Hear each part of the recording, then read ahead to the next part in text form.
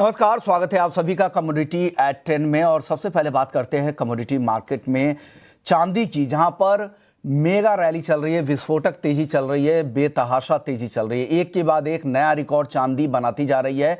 अब तक एमसीएक्स पर चांदी में देखें 2025 में 173% की तेजी आ चुकी है। 6 महीने में 125% तक दाम बढ़ चुके हैं। क्यों इतनी तेजी आई है और आगे कितना बड़ा रिस्क यहां पर खरीदारों के लिए बन रहा है, या अभी भी आपको खरीदना चाहिए? यही सबसे बड़ा सवाल है। हमारे साथ दिनेश सोमानी हैं, प्रो इंटेलीट्रेड सर्विसेज के फाउंडर हैं। Dinesh ji, good morning. शुरुआत चांदी से, चांदी की इतनी बड़ी तेजी के बाद क्या होगा आगे सर? अब क्या लग रहा है? आपने मुझे वीकेंड के दौरान आपसे बातचीत हुई थी तो आपने 2,60,000 के आसपास का टारगेट दिया था और उसके बेहद करीब चांदी पहले ही दिन जाती दिख रही है। क्या लग रहा है सर? जी बिल्कुल, वीकेंड का टारगेट 2,62 के आसपास दिया था और 2,54 ऑलमोस्ट आ चुकी है। तो जो मोमेंटम है, अभी 2.5 लाख रुपए का काउंटर है, इसमें 10% मतलब 25,000 के आसपास हो जाता है। तो मोमेंटम बिल्कुल डेफिनेटली बरकरार है, बट मुझे लगता है कि आज एक प्रॉफिट बुकिंग का दौर निश्चित तौर से आना चाहिए। पिछले शुक्रवार से आज का अगर मैं काउंट करूं तो 20% की तेजी, मतलब 40,000 रुपया सिल्वर में ऑलरेडी बढ़ चुका है। आई थिंक 2,52,500 के आसपास एक बार यहां पर इंट्राडे के लिहाज से शॉर्ट सेल किया जा सकता है। 2,48,000 2,46,000 के डाउन साइड लक्ष्य हमें देखने मिल सकते हैं और 2,54,500 का इसमें स्ट्रिक्टली स्टॉप लॉस मेंटेन करे। निवेशकों के लिए अगर 2,40,000 से 2,42,000 के आसपास की अगर सिल्वर मिलती है तो निवेशकों के लिए फिर एक अच्छा अवसर रह सकता है खरीदारी करने का। ऊपर में मुझे लगता है कि $88, मतलब हमारे यहाँ 2,80,000 का लेवल प्रोबेबली नेक्स्ट 10 डेज में हमें देखने मिल सकता है। तो ये रहा है, यहाँ से और भी बड़ी तेजी दिखेगी। लेकिन अगर आज इंट्राडे आप ट्रेडर है, दिन के लिए सिर्फ ट्रेड करते हैं, तो आप सेल करके जा सकते हैं 2,48,500 के टारगेट के लिए। लेकिन बिना स्टॉप लॉस के ट्रेड ना कीजिएगा, मार्केट काफ़ी ज़्यादा वॉलेटाइल है। तो इंट्राडे में हो सकते हैं कि कुछ मुनाफा वसूली आए। अगर आपको लंबी अवधि के लिए खरीदना है तो नीचे का वेट कर ले। 2,40,000 2,42,000 के आसपास का लेवल आपके लिए अच्छा सेफर जोन हो सकता है चांदी में। गोल्ड बताइए सर, ये भी 1,40,000 के ऊपर टिकी हुई है, रिकॉर्ड के बेहद करीब है। यहाँ किस तरह का मोमेंटम दिख रहा है आगे सर गोल्ड में? जी बिल्कुल, गोल्ड जो है अभी हाल फिलहाल सिल्वर को फॉलो करने का प्रयास कर रहा है। अगर हम दोनों का रेशो देखते हैं, जो 80 का था, मतलब Comex gold to Comex silver जो 80 का रेशो था, अभी वो 54-55 के रेशो के आसपास आ रहा है। तो मुझे लगता है कि अब कहीं ना कहीं तक गोल्ड को थोड़ा सा सपोर्ट मिलेगा और सिल्वर में मुनाफा वसूली बढ़ सकती है।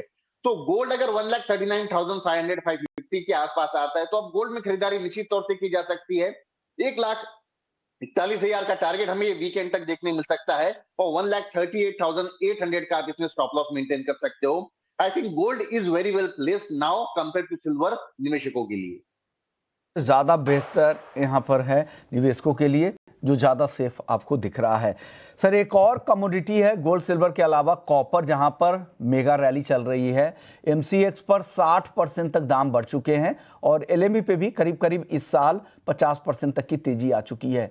सर, कॉपर में और तेजी बची हुई है क्या? इस तरह की तेजी कॉपर में क्यों है, या कॉपर के बियॉन्ड कोई और मेटल्स जहाँ और अभी अपॉर्चुनिटी ज़्यादा दिख रही है? जी बिल्कुल सर, अगर फ्राइडे और आज दोनों का सेशन ही अगर हम देखते तो 9 + 9 18% का मूव ऑलरेडी कॉपर में आ चुका है। 925 से जो रैली शुरू हुई, ये ऑलमोस्ट 1400 के आसपास का इसने ब्रेक लिया है। मतलब करीब करीब 400 से 500 रुपए की तेजी बहुत ही क्विक और फास्ट आई है। बेसिकली रीजन जो है, ये कॉपर जो है सिल्वर को फॉलो करने का प्रयास कर रहा है। दोनों भी इंडस्ट्रियल गुड्स है और एलएमई में जो मल्टी ईयर हाई ब्रेकआउट हुए उसके बाद में एक तेज मोमेंटम हमें देखने मिला है। बट मुझे लगता है यहाँ पर भी 1400 के आसपास के लेवल्स पर कॉपर शॉर्ट टर्म के लिहाज से कुछ ना कुछ एक रुकावट जरूर आनी चाहिए। नीचे में 1310 1320 के लेवल्स हमें आते तो फिर दोबारा निवेश किया जा सकता है। ओवरऑल मुझे लगता है कि मार्च अप्रैल तक प्रोबेबली कॉपर हमें 1680 के लेवल्स भी दिखा सकता है। चलिए, तो ये कॉपर को लेकर भी राय आ गई है, मेटल्स पर भी लेकर राय आ गई है। लेकिन सर, एक सवाल आपसे मेरा दिनेश जी ये होगा कि कहीं निकल जैसी स्थिति तो नहीं हो जाएगी चांदी की? ऑलमोस्ट हो ही चुकी है। सभी को लग रहा है बहुत बढ़ गया है, बहुत बढ़ गया है। निकल तो हमने 2 दिन में डबल होता हुआ देखा। तो जो 1800 रुपए का निकलता वो 5600 रुपया हो गया था। तो मुझे लगता है कि उस काइंड ऑफ रैली सिल्वर में अभी भी ड्यू है और ये ताज्जुब नहीं होगा कि 3,80,000 के लेवल्स भी सिल्वर हमें नेक्स्ट ईयर देखने मिल सकते हैं। तो जो ऐतिहासिक रैली है, ये मोमेंटम कंटिन्यू है। कमोडिटीज में एक चीज हमेशा ध्यान रखना चाहिए कि कोई भी चीज बहुत ज्यादा बढ़ गई या बहुत ज्यादा घट गई, इसलिए बाय करना या सेल करना नहीं चाहिए। क्रूड को हमने -$37 जाता हुए देखा है और कॉपर को जो हमने ये ऐतिहासिक मूव आता हुआ देखा है, तो अनलेस एंड अनटिल कोई हमें रिवर्सल दिखता है, शॉर्ट सेल का चेष्टा नहीं करनी चाहिए। तो आप ट्रेंड को फॉलो करें, आप बिल्कुल मार्केट को जज मत करें कि कितनी तेजी आ गई है या कितनी मंदी आ गई है। उस हिसाब से जब तक ट्रेंड पॉजिटिव है राइड करें, जहां भी ट्रेंड रिवर्स होता है निकल जाए अपने तेजी पोजीशन से, यही इसी में भलाई होती है। क्योंकि जिस इंटेंसिटी से ऊपर जाता है कभी कभी उसी इंटेंसिटी से बाजार नीचे भी आता है। सर, कच्चे तेल की बात करते हैं। फ्राइडे के सत्र में हालांकि गिरावट दिखी थी, ओवर सप्लाई का कंसर्न था, लेकिन वापस से आज रिकवरी की कोशिश हो रही है। क्या लग रहा है, यहाँ खरीदना चाहिए क्या? 5,200 के आसपास एमसीएक्स पर भाव है, खरीदे सर कुछ कच्चे तेल में? जी, मैं बिल्कुल, बिल्कुल विश्वमोहन जी, मैं निरंतर कहता आ रहा हूँ कि कॉपर ही एकमात्र ऐसी कमोडिटी है एमसेक्स की जो बहुत ही डल रही है, निरस रही है और निरंतर लोअर लोज क्रिएट कर रही है। अन्यथा आप सारे मेटल्स अगर देख लीजिए तो 60 टू 70%, 100%, 160% तक के गेन्स हमें देखने मिले हैं। मुझे लगता है कि तनाव इतने जो चल रहे हैं, इतनी टेंशन जो चल रही है मिडिल ईस्ट में, जो वातावरण जो बना हुआ है, उसके तहत भी कॉपर में कोई बड़ा मूव नहीं आ रहा है। तो ओवरऑल काउंटर तो डल है ही और डाउन ट्रेंड में ही है। लेकिन मुझे लगता है यहाँ से 50 रुपए घटने का इंतजार करना चाहिए। 5130 के आसपास कॉपर में निवेश किया जा सकता है। 5220 के लिए 5080 का इसमें स्टॉप लॉस मेंटेन कर सकते हैं। ओके, तो ये सलाह कॉपर को लेकर, क्रूड को लेकर भी आपकी तरफ से आ गई, क्रूड को लेकर आ गई है। चलिए सर, एनजी की बात कर लेते हैं। एनजी में आज चाल देखिए तो एनजी आज दायरे में ही है, हल्की तेजी दिख रही है 355 के करीब। खरीदना चाहिए क्या एनजी? जी, मुझे लगता है यहाँ रिकवरी जरूर आ सकती है। जो जनवरी का कॉन्ट्रैक्ट है वो 349, 349.50 के अराउंड बाय करना चाहिए। ऊपर में 372 रुपए ये वीकेंड तक दिखा सकता है। 238.50 का इसमें 338.50 का स्टॉप लॉस मेंटेन करना चाहिए।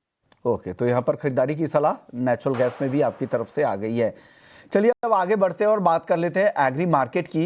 एग्री मार्केट में सबसे पहले सर हल्दी की चाल बताइए। हल्दी की तेजी तो अभी तक काफी आ चुकी है, आगे और तेजी दिख रही है आपको? 17,500 के ऊपर हल्दी है, आज भी करीब 2.5% की तेजी दिख रही है। क्या यहाँ से और तेजी बढ़ेगी क्या, कि अब आ चुकी है जितनी तेजी आनी थी हल्दी में सर? जी, मुझे 17,700 से 18,000 का लेवल हल्दी में समझ में आ रहा था। इस समय जो है स्विंग तो बढ़कर है, फसल भी बढ़कर रह सकती है, लेकिन सबसे पॉजिटिव फैक्टर जो इसमें बना है वो कैरी ओवर स्टॉक जो है बहुत ज्यादा कम है।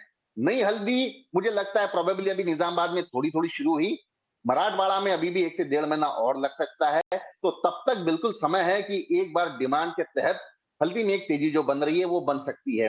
बट मुझे लगता है कि ओवरऑल अब जो भी बाइंग इसमें बची है, इसमें 16,500 का स्टॉप लॉस मेंटेन करना चाहिए और इसका मोमेंटम ऊपर की तरफ खेलते रहना चाहिए। इस पर्टिकुलर लेवल पर हल्दी को कुछ सजेस्ट करना मुझे लगता है कि ना टेक्निकली ठीक है ना फंडामेंटली। यानी कुछ डेटा आने दीजिए, नए सीजन के डेटा के बारे में क्लैरिटी मिलने दीजिए, मंडियों में अराइवल्स के नंबर जैसे जैसे आएंगे स्थिति साफ होगी। तब तक अभी तेजी के पोजीशन में बने रहें। 16,500 के आसपास का स्टॉप लॉस जो बता रहे हैं सोमानी जी, उसका ध्यान रखिएगा। और नई फसल की स्थिति साफ होने तक, नए आवक के नंबर ज़्यादा बढ़ने तक हो सकता है कि तेजी यहाँ पर कंटिन्यू हो। जीरा सर बताइए, जीरा भी आज मजबूती दिखा रहा है, धीरे धीरे अपने रेंज के बाहर निकलने की कोशिश कर रहा है। ये भी 22,750 के ऊपर आ चुका है, और तेजी है क्या? जी बिल्कुल, जीरा मुझे लगता है कि बहुत ज्यादा अंडर वैल्यूड हो चुका था। बट यहाँ पर जो है जो मुख्य कारण है स्विंग जो है, बता रहे हैं कि गुजरात में 25 से 30% कम हो सकती है, वहीं राजस्थान में 15% की स्विंग कम हो सकती है। इसी के चलते शॉर्ट टर्म स्पाइक आने की जो संभावना थी वो निश्चित तौर से आ गई है। नीचे में जो 18,500 के लेवल्स हमने देखे में, ऊपर 22,750 के लेवल्स देखने मिल रहे हैं।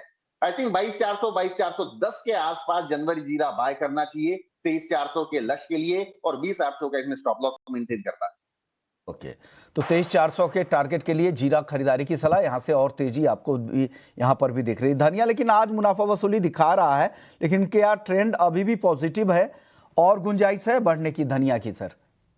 निश्चित तौर से धनिया में बिल्कुल बिल्कुल गुंजाइश है। स्पॉट मार्केट अभी भी काफी स्ट्रांग है और मुझे लगता है कि अराइवल्स एकदम ड्राई हो चुकी है। यहाँ पर भी एनपी और राजस्थान में सोइंग घटकर है, गुजरात ऑलमोस्ट सेम है, लेकिन कैरी फॉरवर्ड स्टॉक बहुत ज्यादा घटकर है। मुझे लगता है प्रोबेबली इस बार इंपोर्ट्स हमारे यहाँ काफी कम होने वाले हैं और एक्सपोर्ट की गुंजाइश काफी ज्यादा है। मुझे लगता है मौजूदा स्तर पर करंट लेवल पर धनिया बाय करना चाहिए।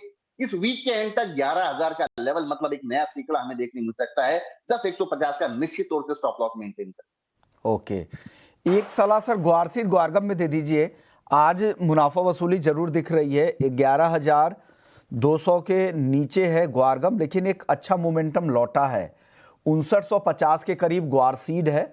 काफी दिनों के बाद थोड़ी एक्सटेंड हुई है रैली। क्या अभी बची स्टीम बची है ग्वारसीड ग्वारगम में? 46-4700 के लेवल से ऊपर में 6,000 के लेवल्स ग्वारसीड ने बहुत ही क्विक टाइम में छुए हैं। मुझे लगता है करीब करीब ये 15% 17% का गेन अच्छा मिला है।